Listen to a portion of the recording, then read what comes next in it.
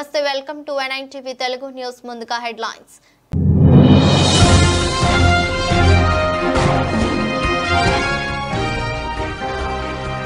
Russia విమానంలో మంటలు ప్రయాణికులు సిబ్బందికి తప్పిన ముప్పు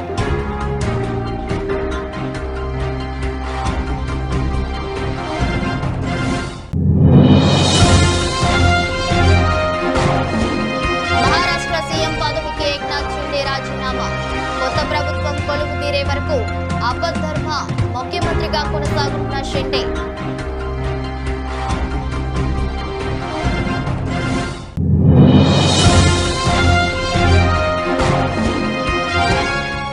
క్యాడర్ను యాక్టివేట్ చేసేందుకు బీఆర్ఎస్ ప్రణాళికలు గులాబీ వ్యూహం పూర్వ వైభవంపై బీఆర్ఎస్ ఫోకస్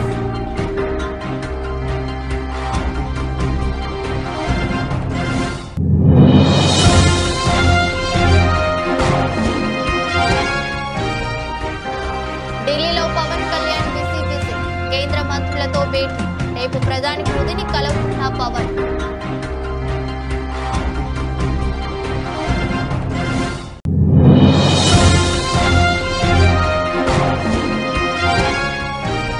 వైభవ్ సూర్యవంశీ వయసుపై ఆరోపణలు 13 ఏళ్లు కాదు 10 ఏళ్లు స్పందించిన తండ్రి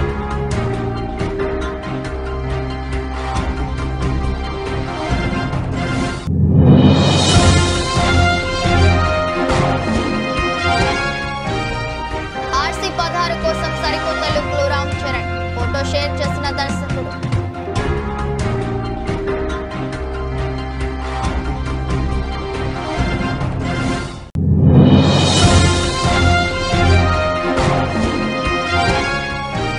లాభాల్లో మొదలైన దేశీయ స్టాక్ మార్కెట్ సూచీలు సెన్సెక్స్ 253.23 నిఫ్టీ 82 పాయింట్లు అప్ రష్యా విమానంలో మంటలు చెలరేగాయి ఈ నేపథ్యంలో అందులోనే ప్రయాణికులు సిబ్బంది భయాందోళన చెందారు అయితే ఎమర్జెన్సీ డోర్ ద్వారా వారు బయటపడ్డారు దీంతో వారికి ముప్పు తప్పింది టర్కీలోని అంటల్యా విమానాశ్రయంలో ఈ సంఘటన జరిగింది రష్యాలోని అజిముత్ ఎయిర్లైన్స్ కు చెందిన సుకోయ్ సూపర్ జెట్ ప్యాసింజర్ విమానం గాలి దుమారానికి ప్రభావితమైంది దీంతో అంటల్యా విమానాశ్రయంలో ల్యాండింగ్ సందర్భంగా విమానం ఇంజిన్ నుంచి మంటలు చెలరేగాయి కాగా ఆ విమానంలోనే 89 మంది ప్రయాణికులు 6 సిబ్బంది ఎమర్జెన్సీ డోర్ ద్వారా బయటపడ్డారు దీంతో వారికి ప్రమాదం తప్పింది ఫైర్ కంట్రోల్ వాహనాలు ఆ విమానం వద్దకు చేరుకున్నాయి మంటలను ఆర్పివేశాయి మరోవైపు రష్యా ఫెడరల్ ఏవియేషన్ అథారిటీ రోసావియంట్సియా ఈ సంఘటనపై దర్యాప్తు చేపట్టింది కాగా విమానంలో మంటలు చెలరేగిన వీడియో క్లిప్స్ సోషల్ మీడియాలో వైరల్ అయ్యాయి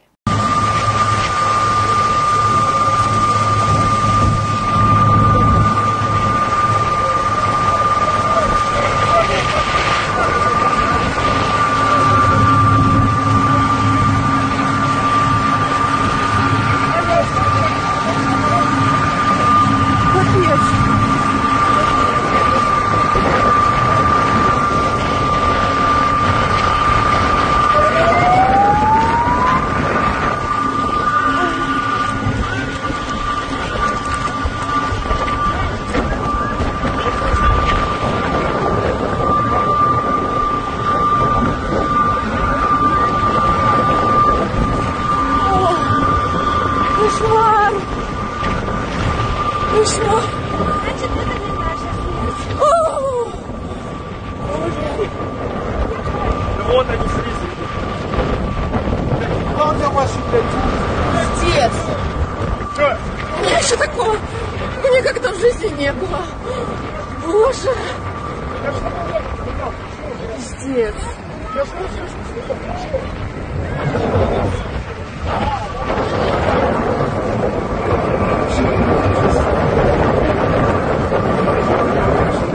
మహారాష్ట్ర ముఖ్యమంత్రి పదవికి ఏక్నాథ్ షిండే రాజీనామా చేశారు ఇవాళ ఉదయం రాజ్ భవన్ లో గవర్నర్ సిపి రాధాకృష్ణన్ను కలిసి రాజీనామా పత్రాన్ని సమర్పించారు షిండే వెంట డిప్యూటీ సీఎంలు దేవేంద్ర ఫడ్నవీస్ అజిత్ పవార్ ఇతర ముఖ్య నేతలు ఉన్నారు కొత్త ప్రభుత్వం కొలువు తీరే వరకు షిండే ఆపద్ధర్మ ముఖ్యమంత్రిగా కొనసాగనున్నారు. కాగా ఇటీవల జరిగిన అసెంబ్లీ ఎన్నికల్లో మహాయతి కూటమి భారీ విజయం సాధించిన విషయం తెలిసిందే.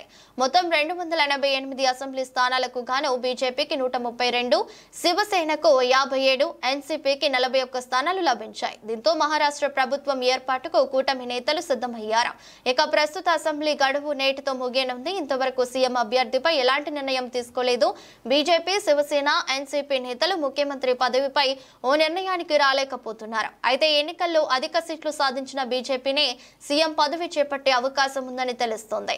ఈ లెక్కన ప్రస్తుతం డిప్యూటీ సీఎంగా ఉన్న దేవేంద్ర ఫడ్నవీసే సీఎం అయ్యే అవకాశాలు ఎక్కువగా కనిపిస్తున్నాయి. అజిత్ పవార్ కూడా ఫడ్నవీస్ కే మద్దతు తెలిపినట్లు సమాచారం. అదే సమయంలో ఏక్నాథ్ షిండేను ముఖ్యమంత్రిగా కొనసాగించాలని శివసేన గట్టిగా పట్టుబడుతున్నది. దీంతో ఈ వ్యవహారం మహారాజకీయాల్లో హాట్ టాపిక్ గా మారింది. ఈ రాత్రికి సీఎం అభ్యర్థిపై ఓ స్పష్టత రావడం ఖాయంగా తెలుస్తోంది.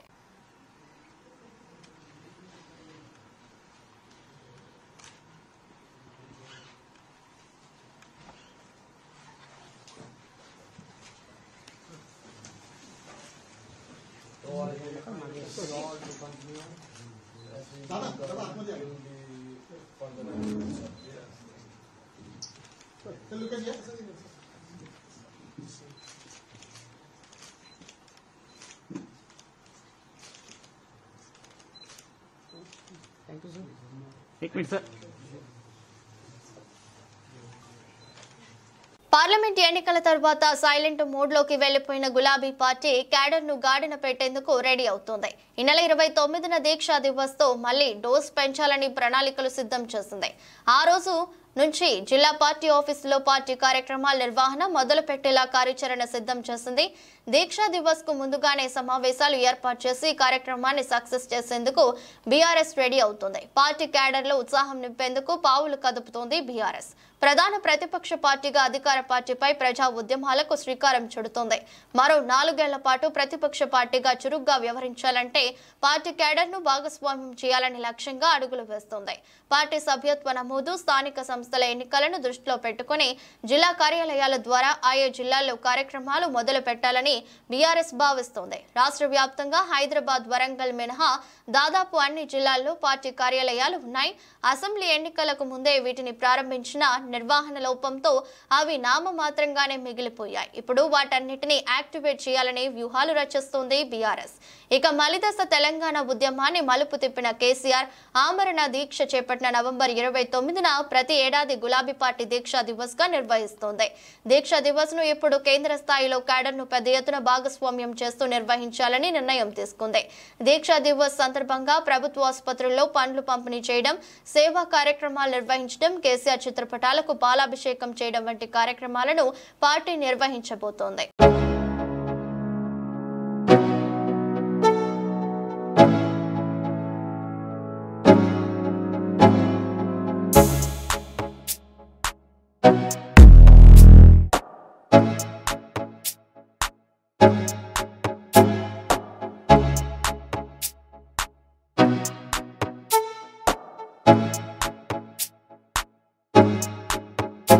జనసేన అధినేత AP deputy CM Pawan Kalyan ఢిల్లీలో బిజీగా గడుపుతున్నారు. వరుసగా కేంద్ర మంత్రులతో భేటీ అవుతున్నారు. ఏపీ అభివృద్ధికి సహకారంపై కేంద్ర మంత్రులతో పవన్ చర్చించనున్నారు. మంత్రిత్వ శాఖల వారీగా పెండింగ్ లో ఉన్న అంశాలను పవన్ కేంద్ర మంత్రుల వద్ద ప్రస్తావించనున్నారు. ఈ క్రమంలో జనసేన ఎంపీలతో కలిసి మంగళవారం ఉదయం కేంద్ర పర్యాటక శాఖ మంత్రి గజేంద్ర సింగ్ కార్యాలయానికి పవన్ వెళ్లారు. ఆయనతో భేటీ అయ్యారు. ఏపీకి సంబంధించి పర్యాటక అభివృద్ధి అంశాలపై పవన్ చర్చించారు. పర్యాటక రంగంలో 7 ప్రాజెక్టులపై షేకావత్ కు పవన్ ప్రతిపాదనలు అందించారు. ఏపీకి 975 కిలోమీటర్ల సుదీర్ఘ సముద్ర తీరం ఉందని, ఏపీలో పర్యాటక విశ్వవిద్యాలయం ఏర్పాటు చేయాలని షేకావత్ ను పవన్ కోరారు. పవన్ విజ్ఞప్తికి కేంద్ర మంత్రి షేకావత్ సానుకూలంగా స్పందించారు. ఈ సందర్భంగా పవన్ కళ్యాణ్ మీడియాతో మాట్లాడుతూ, గజేంద్ర సింగ్ షేకావత్ అంటే నాకు అపారమైన గౌరవం ఉందని, జలశక్తి మంత్రిగా ఉన్న సమయంలోనూ పోలవరం ప్రాజెక్టు కోసం ఆయన ఎంతగానో నిలబడ్డారని అన్నారు. ఏపీలో పర్యాటక రంగం అభివృద్ధిపై చర్చించడం జరిగిందని 7 ప్రాజెక్టులపై కేంద్ర మంత్రికి ప్రతిపాదనలు అందించామని పవన్ చెప్పారు. రాష్ట్రంలో టూరిజం యూనివర్సిటీ పెట్టాలని కోరడం జరిగిందని, ప్రతిపాదనలపై కేంద్ర మంత్రి సానుకూలంగా స్పందించారని పవన్ అన్నారు. ఇదిలా ఉంటే పవన్ కళ్యాణ్ మధ్యాహ్నం 1 గంటకు కేంద్ర జలశక్తి మంత్రి సిఆర్ పాటిల్ తో భేటీ కానున్నారు. ఆ తర్వాత 3 గంటల 15 నిమిషాలకు కేంద్ర మంత్రి నిర్మలా సీతారామన్ తో, సాయంత్రం 4 గంటల 30 నిమిషాలకు రైల్వే శాఖ మంత్రి అశ్విని వైష్ణవ్ తో పవన్ భేటీ అవుతారు. సాయంత్రం 5 గంటల 15 నిమిషాలకు పంచాయతీరాజ్ శాఖ మంత్రి లలన్ సింగ్ తో పవన్ కళ్యాణ్ భేటీ కానున్నారు. రేపు పార్లమెంట్ లో ప్రధాని నరేంద్ర మోదీతో పవన్ కళ్యాణ్ భేటీ కానున్నారు.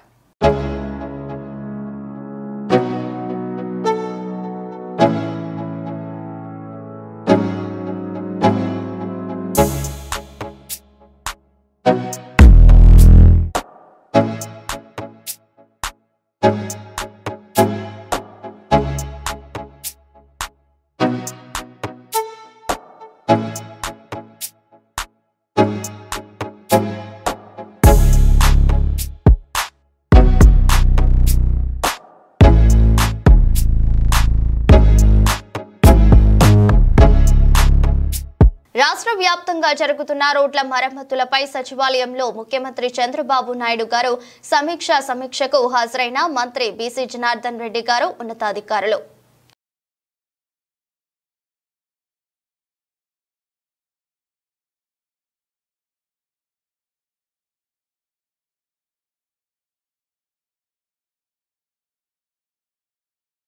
దివంగత మాజీ ఎమ్మెల్యే వంగవీటి మోహనరంగ స్ఫూర్తితోనే రాజకీయాల్లోకి వచ్చానని ఎమ్మెల్యే బోండా ఉమామహేశ్వరరావు తెలిపారు. ఆయన పేదలందరికీ పట్టాలు ఇవ్వాలని పోరాటం చేస్తే దాన్ని ఆశయంగా తీసుకుని నియోజకవర్గంలో పేదలందరికీ పట్టాలు ఇప్పించే ప్రయత్నం చేస్తున్నట్లు చెప్పారు. ప్రభుత్వ విప్గా నియమితులైన సందర్భంగా గాంధీనగర్ మా ఆది సోదరులు చింతల బాబీ చెంటి ఆధ్వర్యంలో వివిధ పార్టీల నాయకులు, వివిధ సంఘాలు, శ్రేయోభిలాషులు, నగర ప్రముఖులు, పార్టీ నాయకులతో సోమవారం నిర్వహించిన సన్మాన సభలో బోండా ఉబా మాట్లాడారు. తెదేపాలో చేరి వంగవీటి రంగా చూపిన మార్గంలో పయనిస్తూ 2 సార్లు ఎమ్మెల్యేగా గెలుపొందానన్నారు. గత ప్రభుత్వం చేసిన అరాచకం కారణంగా గెలిచినా ఓడినట్లు చేశారని చెప్పారు. రంగా నడిచిన నేలపై తాను పౌర సన్మానం పొందడం పూర్వజన్మ సుకృతంగా భావిస్తున్నానని, నిజాయితీగా ముందుకు సాగుతానని, భయమంటే తెలియని రంగా వారసుడిగా ఉంటానని స్పష్టం చేశారు. చాలా మంది వక్తలు మాట్లాడారు. ఇప్పుడు వాళ్ళందరూ కూడా అనేక అంశాలు ప్రస్తావించారు. కానీ పేదవాడి గుండె చప్పుడైనటువంటి, మాకు స్ఫూర్తి ప్రదాత అయినటువంటి కీర్తిశేషులు వంగవీటి మోహన్ రంగా గారు మాజీ శాసనసభ్యుడైనటువంటి ఈ నియోజకవర్గానికి, ఆయన నడవాడిన ప్రాంతానికి మళ్ళా నేను 2వసారి శాసనసభ్యుడంటే ఆ రంగా గారి పైనుంచి ఆశీస్సులతోనే అయ్యాననే విషయాన్ని ఈ సందర్భంగా గుర్తు చేస్తా ఉన్నా. ఎందుకంటే మా బావ అంటా ఉన్నాడు 3వసారని, కానీ ఆ రోజున తప్పుడు లెక్కలతో 97 ఓట్లతో గెలిచినటువంటి బోండా ఉమాని తెలుగుదేశం పార్టీని 23 సీట్లకే పరిమితం చేయాలి, 23 ఎమ్మెల్యేలని ఆ రోజు చంద్రబాబు నాయుడు కొన్నాడు మా దగ్గర అని జగన్మోహన్ రెడ్డి ఆ ఉద్దేశంతో మరి నన్ను ఓడిపోయినట్టు చూపించినా 25 ఓట్లతో నేను ఓడిపోయానని అఫీషియల్గా డిక్లేర్ చేసిన బోండా ఉమా ఏ రోజు కూడా ఇంట్లో పడుకోలేదు. ఇంట్లో పడుకోలా. 5 సంవత్సరాలు రాక్షస పరిపాలనలో పోరాడాం. జగన్ని డైరెక్ట్గా టార్గెట్ చేశాం. జగన్ అవినీతి అంశాలన్నింటినీ కూడా ఎండగట్టాం. ఎందుకంటే నిత్యం ఆ రోజున మీడియాలో ఉండేవాడిని నేను.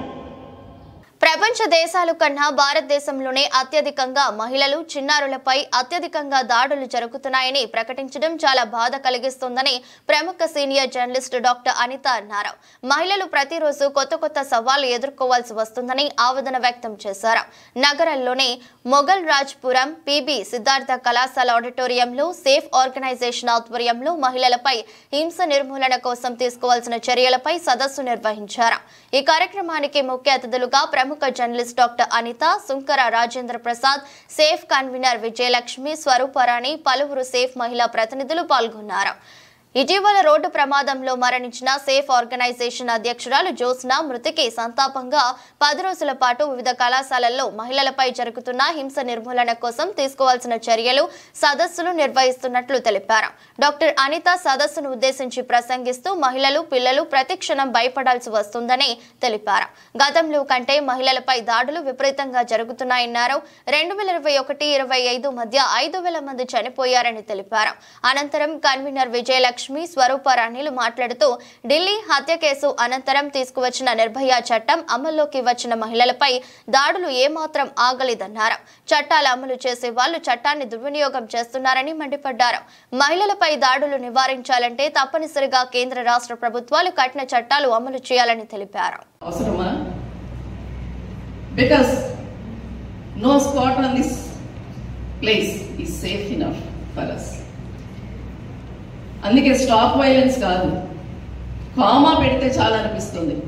స్టాప్ సంగతి ఎప్పుడు, ఎలిమినేషన్ ఎప్పుడు. All of you might be knowing during COVID, many of the surveys have, research surveys conducted by various organizations, even international organizations, UNICEF and others have said that post-COVID situation has created such an environment where the crime against women has drastically changed, drastically gone up. భవనాలు లేఅవుట్ల అనుమతులు సులభతరం చేస్తూ AP సర్కార్ కీలక నిర్ణయం తీసుకుంది. Town planning విభాగంలో సంస్కరణలపై వేసిన కమిటీ రిపోర్టుకు సీఎం ఆమోద ముద్ర వేసింది.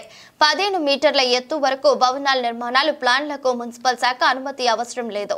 రాష్ట్రంలో వచ్చే నెల 31 నుండి వివిధ భవన నిర్మాణాలకు సంబంధించిన అనుమతులను మరింత సులభతరం చేయడం ద్వారా సింగిల్ విండో విధానంలో అనుమతులు ఇచ్చేందుకు అవసరమైన చర్యలు తీసుకుంటున్నట్టు రాష్ట్ర పురపాలక మరియు పట్టణాభివృద్ధి శాఖ మంత్రులు పి నారాయణ వెల్లడించారు.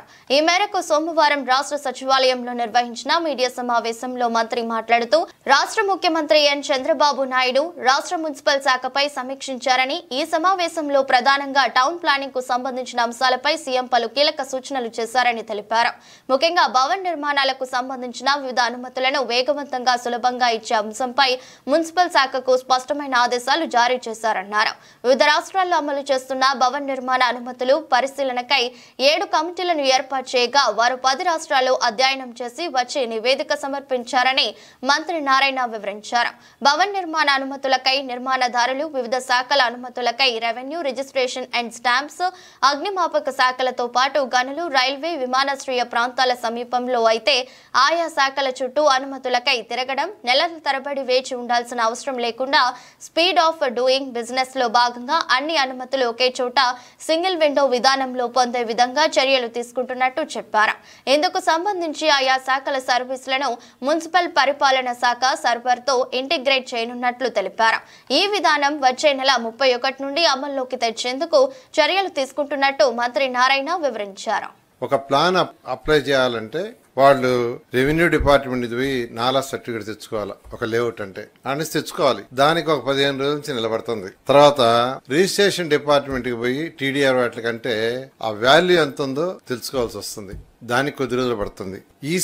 ఈసీలు తెచ్చుకోవడానికి వాళ్ళ చుట్టూ తిరగాల్సి వస్తుంది. అది 15 రోజుల నుంచి నిలబడుతుంది. ఎయిర్పోర్ట్ అథారిటీ ఉంటే హై రైజ్ దగ్గరలో ఎయిర్పోర్ట్ ఉండి హై రైజ్ కట్టాలంటే అక్కడి నుంచి పర్మిషన్ కి వాళ్ళ దగ్గర తిరగాల్సి వస్తుంది. ఫైర్ డిపార్ట్మెంట్ మళ్ళా ఫైర్ డిపార్ట్మెంట్ దగ్గర పర్మిషన్ తెచ్చుకోవడానికి ఒక నెల రోజులు పడుతుంది, 1-2 నెలలు. మైనింగ్ డిపార్ట్మెంట్ దగ్గర పర్మిషన్ తెచ్చుకోవాలా. రైల్వేస్ దగ్గర ఉంటే రైల్వే వాళ్ళ దగ్గర తీసుకోవాలా. రైల్వే ట్రాక్స్ దగ్గర ఉంటాయి. ఇరిగేషన్ కెనాల్స్ పెద్దవి ఉంటే పక్కన తెచ్చుకోవాలి. ఇట్లా డిఫరెంట్ డిపార్ట్మెంట్స్ తెచ్చి వాళ్ళు సబ్మిట్ చేయడానికి దాదాపు 3 నెలల నుంచి సంవత్సరం పడుతుంది. ఇవన్నీ తగ్గించడానికి single window speed of doing business లో సింగిల్ విండో కింద సెక్రటరీతోనూ కమిషన్ తో మాట్లాడాం. వాళ్ళ సర్వర్ ని మా యొక్క మున్సిపల్ సర్వర్ తో ఇంటిగ్రేట్ చేస్తున్నాం.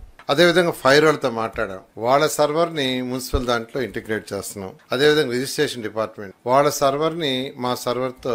క్రికెట్ ప్రపంచంలో ప్రస్తుతం ఎక్కడ చూసినా వైభవ్ సూర్యవంశీ గురించే ప్రధానంగా చర్చ జరుగుతుంది. ఈ 13 ఏళ్ల కుర్రాడు ఐపీఎల్ వేలంలో కోట్లు కొట్టాడు. ఐపీఎల్ వేలంలో అమ్ముడుపోయిన అత్యంత పిన్న వయస్కుడిగా రికార్డులకెక్కాడు. ఈ బీహార్ కుర్రాడిని రాజస్థాన్ రాయల్స్ 1.10 కోట్లకు కొనుగోలు చేసింది. అయితే అతడి వయసు 15 ఏళ్లు అన్న ఆరోపణలు వస్తున్నాయి. దీనిపై తాజాగా అతడి తండ్రి సంజీవ్ స్పందించాడు. వీటిని కొట్టిపారేశాడు. వైభవ్ వయస్సు 13 ఏళ్లు అని తేల్చి చెప్పాడు. ప్రస్తుతం వైభవ్ అండర్-19 ఆసియా కప్ కోసం దుబాయ్ లో ఉన్నాడని అన్నారు. వైభవ్ చిన్నప్పటి నుంచి ఎంతో కష్టపడ్డాడని చెప్పారు. 8 ఏళ్ల వయసులోనే అండర్-16 జిల్లా ట్రయల్స్ లో అద్భుతంగా ఆడాడని తెలిపారు. కోచింగ్ కోసం అతడిని సమస్తీపూర్ కి తీసుకువచ్చేవాడని అన్నారు. అతడు క్రికెటర్ గా ఎదిగేందుకు పెద్ద మొత్తంలో ఖర్చు చేశానని చెప్పాడు. ఇందుకోసం తన భూమిని అమ్మేశానని, అయినప్పటికీ ఇప్పటికీ కూడా ఆర్థిక సమస్యలు ఉన్నట్లుగా చెప్పుకొచ్చాడు.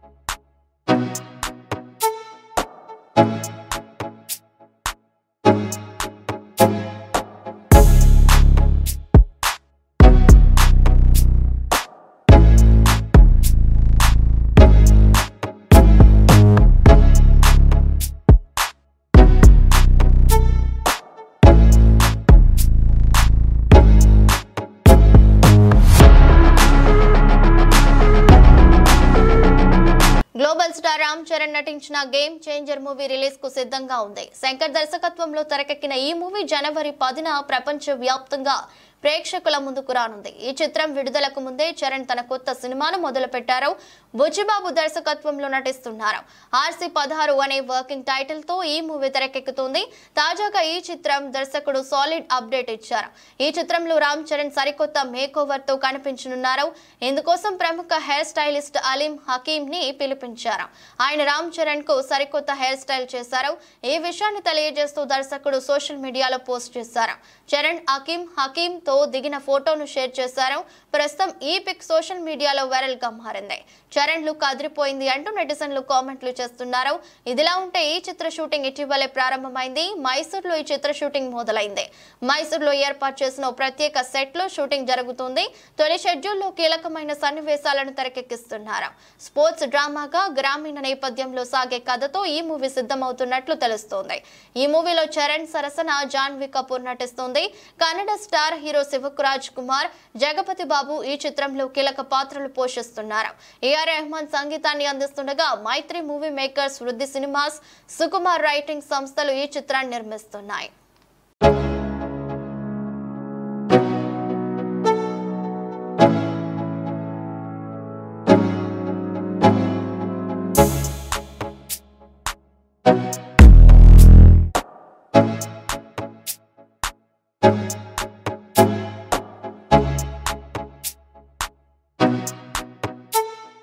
దేశీయ మార్కెట్ సూచీలు మరో రోజు లాభాలతో ప్రారంభమయ్యాయి. అంతర్జాతీయ మార్కెట్లో మిశ్రమ సంకేతాలు ఉన్నప్పటికీ మంగళవారం భారత స్టాక్ మార్కెట్లో ట్రేడింగ్ మంచి స్థితిలో ప్రారంభమైంది. ఉదయం 9:30 సెన్సెక్స్ 253.23 పాయింట్ల లాభంతో 80,363 వద్ద, నిఫ్టీ 82 పాయింట్లు పెరిగి 24,304 వద్ద ట్రేడ్ అవుతున్నాయి.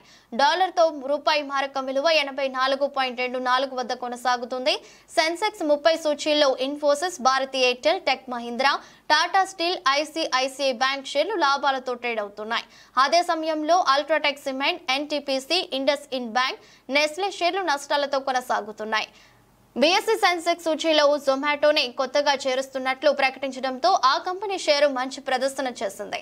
ఈ రోజు కూడా మదుపరులు జొమాటో షేర్లపై మరింత దృష్టి పెడుతున్నారు.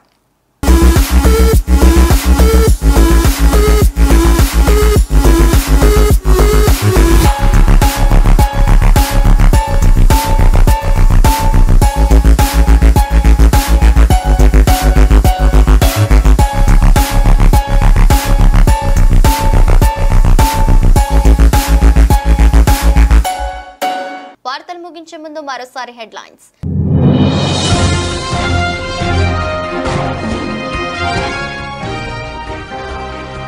రష్యా విమానంలో మంటలు, ప్రయాణికులు, సిబ్బందికి తప్పిన ముప్పు.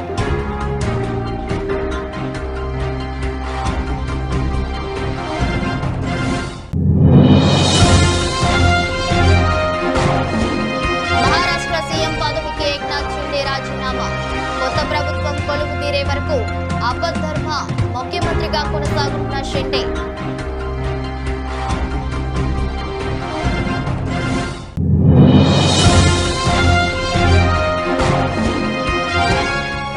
క్యాడర్ను యాక్టివేట్ చేసేందుకు బీఆర్ఎస్ ప్రణాళికలు. గులాబీ వ్యూహం, పూర్వ వైభవంపై బీఆర్ఎస్ ఫోకస్.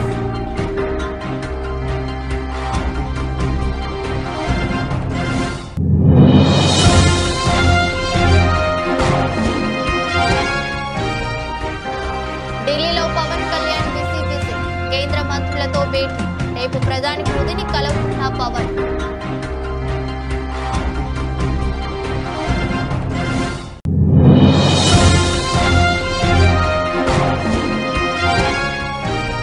వైభవ్ సూర్యవంశీ వయసుపై ఆరోపణలు. 13 ఏళ్లు కాదు 10 ఏళ్లు స్పందించిన తండ్రి.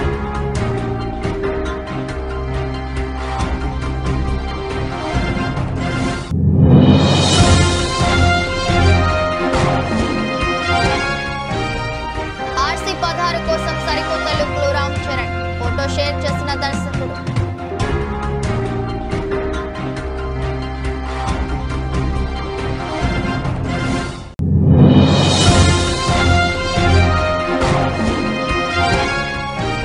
లాభాల్లో మొదలైన దేశీయ స్టాక్ మార్కెట్ సూచీలు. సెన్సెక్స్ 253.23, నిఫ్టీ 82 పాయింట్లు అప్. ఇది రోజు బులెటిన్. మరో బులెటిన్లో మళ్ళీ కలుద్దాం. అంతవరకు సెలవు. నమస్కారం.